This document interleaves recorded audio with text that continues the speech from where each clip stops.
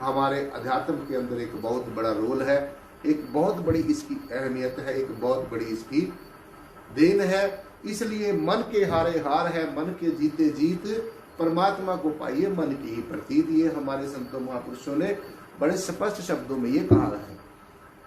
तो ये साध संगत जी हमने अच्छी तरीके से समझना, और ये बात 16 आने सच है, ये बिल्कुल सत्य बात है कि ना करने से, नेगेटिव दृष्टिकोण को अपनाने से, अगर मन का दृष्टिकोण नकारात्मक होगा तो ना करने से मन का जो विषय है वो समाप्त नहीं होता।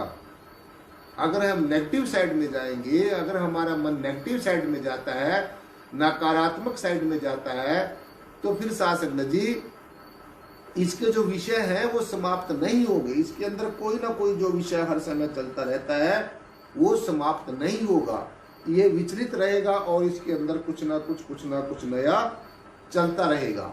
इसलिए जो सकारात्मक दृष्टिकोण है, सकारात्मक दृष्टिकोण अगर होगा तो फिर मन के पास कोई शिकायत करने के लिए जगह नहीं रहेगी। और अगर नकारात्मक दृष्टिकोण होगा, ना वाला दृष्टिकोण होगा, नो वाला दृष्टिकोण होगा, तो फिर इसके पास शिकायत करने के बहुत विषय है। फिर ये हमेशा शिकायत ही करता रहेगा। अगर हमारे मन का दृष्टिकोण नकारात्मक है, अगर नेगेटिव अप्रोच है, अगर ना वाला दृष्टिकोण है, परंतु अगर सकारात्मक दृष्टिकोण है, सकारात्मक दृष्टिकोण को अपनाने से फिर साध संगत जी मन के पास कुछ शिकायत करने के लिए कुछ बाकी नहीं रह जाता, मन के पास शिकायत करने के लिए शेष कुछ नहीं रह जाता। तो इसलिए ये समझना होगा कि मन के पास जो विषय है, जब तक विषय है तब तक ये मन मनन कर रहा है, जब तक इसकी नेगेटिव अप्रोच है तब तक इसके पास अनेकों विषय हैं, अनेकों संसार के सब्जेक्ट्स हैं। और जब सदगुरु भगवान का रहमो कर्म होगा, परमेश्वर का अनुग्रह होगा, तो फिर इसके पास कोई विचार करने के लिए कोई विषय नहीं रह जाएगा। और फिर मन के पास खींचने के लिए, गुस्सा होने के लिए फिर कुछ शेष नहीं रह जाता है।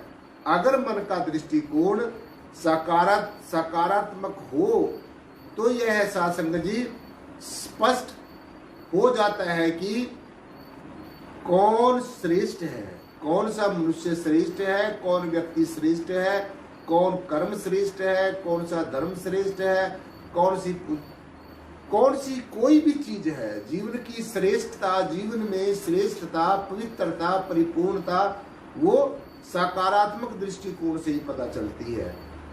सो इसलिए कौन सा पल श्रेष्ठ है, कौन सी घड़ी श्रेष्ठ है, कौन सा समय श्रेष्ठ है, भक्ति मार्ग में इसलिए ये स्पष्ट हो जाता है कि हमारा जो मन है वो बहुत ही इंपॉर्टेंट भूमिका निभाता है, बहुत ही अहम भूमिका निभाता है।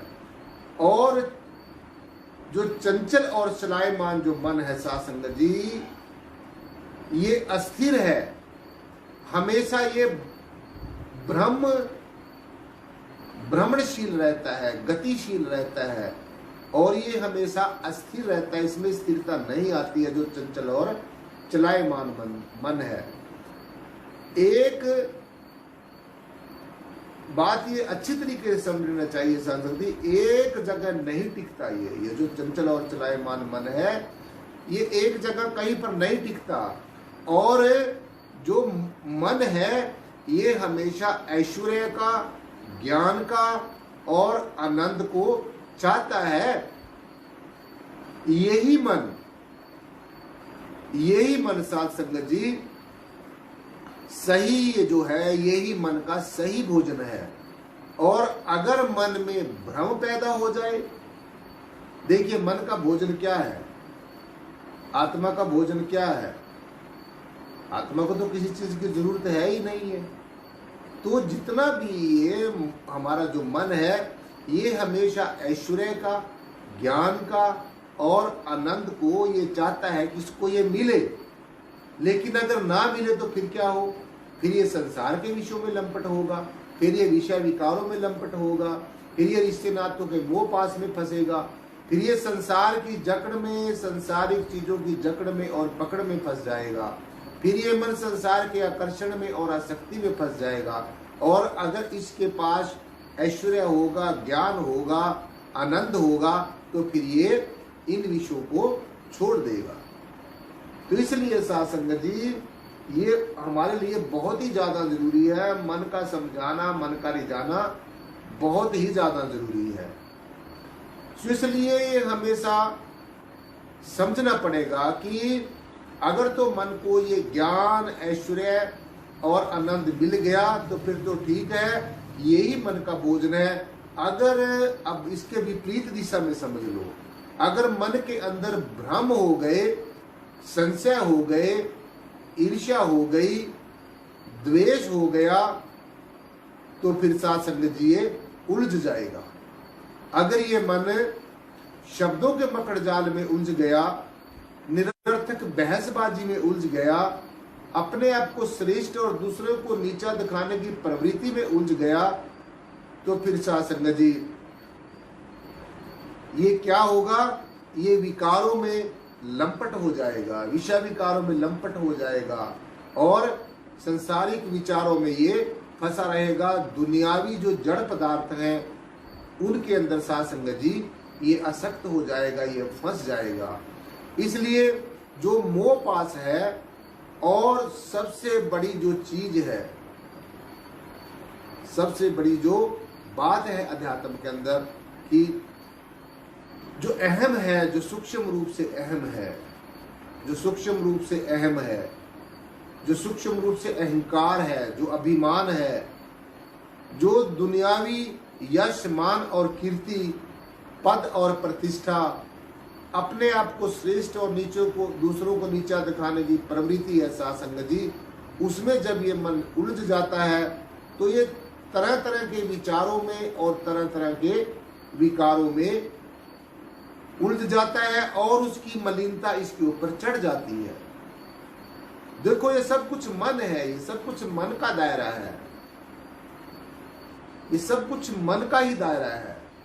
तो इसलिए हाँ वाला और ना वाले जो दो दृष्टिकोण हैं, मन के जो दो दृष्टिकोण हैं, आजकल जो मन के ऊपर ही ये चर्चा इसलिए चल रही है, ज्यादातर श्रद्धालुओं की यही शिकायत आती है कि मेरा मन नहीं लगता जी, मेरा सुमरन में मन नहीं लगता जी।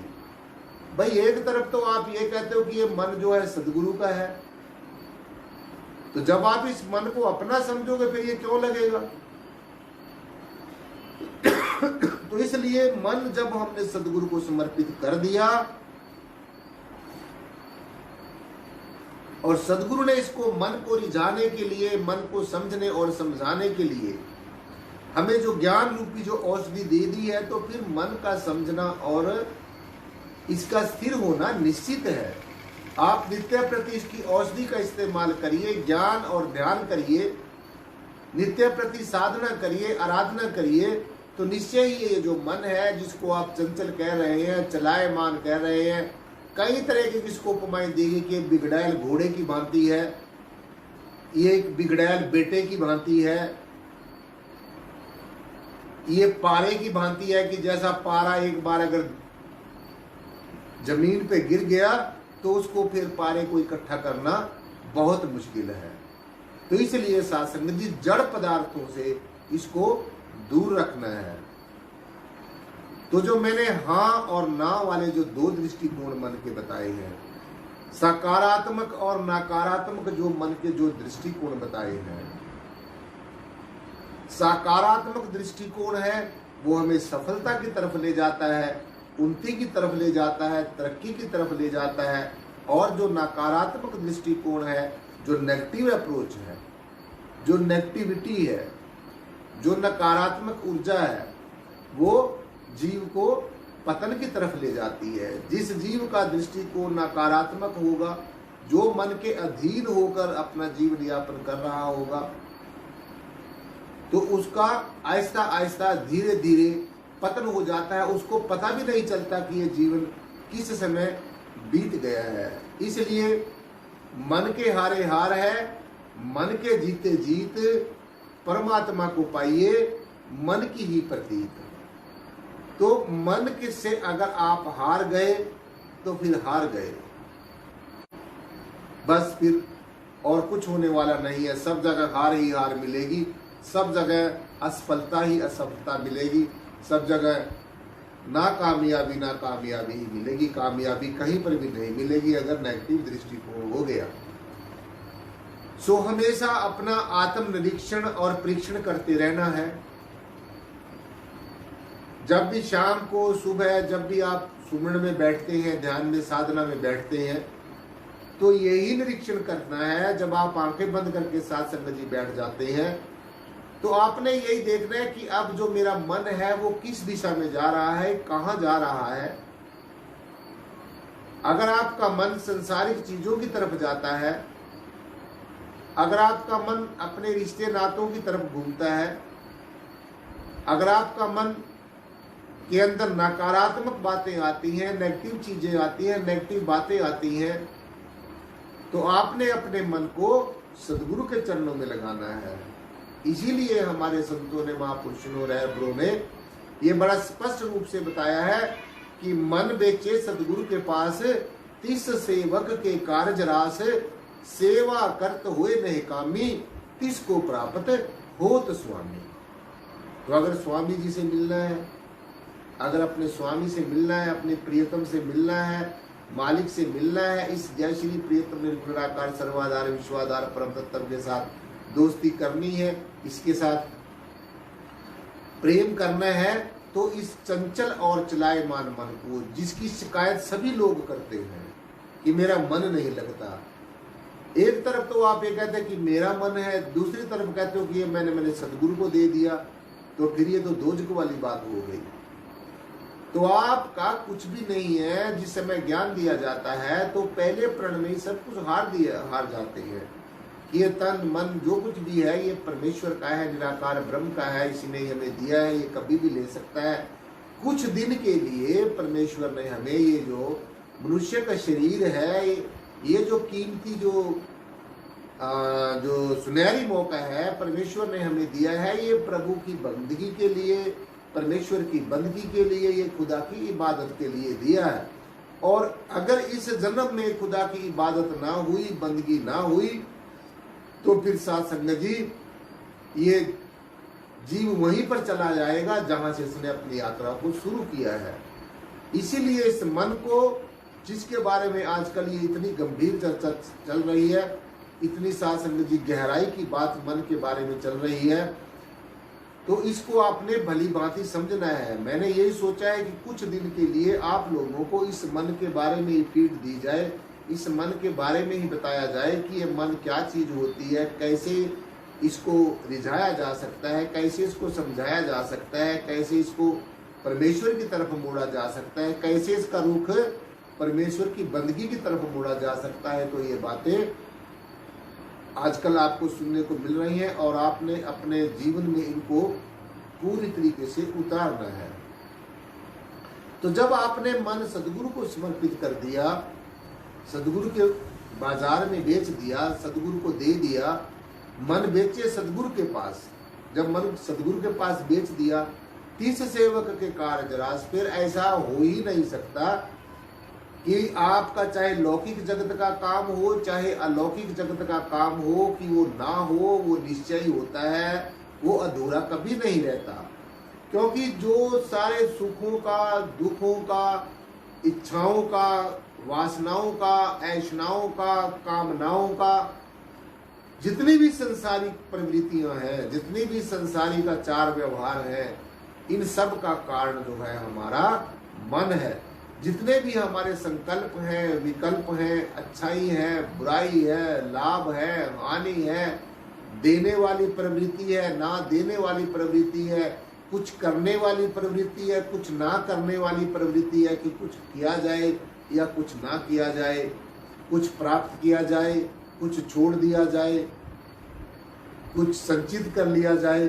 ये जो सारे के सारा है, ये मन का दायरा है, ये मन का प्रोजेक्ट है। अब आप समझ लीजिए कि मन को रिझाना इतना आसान नहीं है जितना कहने में, सुनने में और पढ़ने में आता है। लेकिन ऐसा भी नहीं है कि इसको रिझाया और समझाया नहीं जा सकता। हमारे रहबरों ने, गुरुओं ने, पीर पैगंबरों ने, औलिया अवतारों ने जो समय समय के अनुसार इस धरा के ऊपर साथ जी आए, उन्होंने मन के बारे में इसीलिए बताया है, उन्होंने अपने मन के ऊपर विजय प्राप्त की, उन्होंने अपने मन को समझाया, रिझाया और परमेश्वर की तरफ इसका रुख किया है। तभी हमारे वेदों, शास्त्रों, ग्रंथों, उपनिषदों, पुराणों, महापुराणों में अनेकों चर्चाएं मन के ऊपर की गई हैं। तो मन का जो हाँ वाला दृष्टिकोण है, इसको अपनाना है। जो पॉजिटिव अप्रोच है, जो ना वाला दृष्टिकोण है, नो वाला दृष्टिकोण है, वो नहीं अपनाना। यस वाले दृष्टिकोण को, हाँ वाले दृष्टिकोण को अपनाना है, जो हमारे अंदर सकारात्मक ऊर्जा को उत्पन्न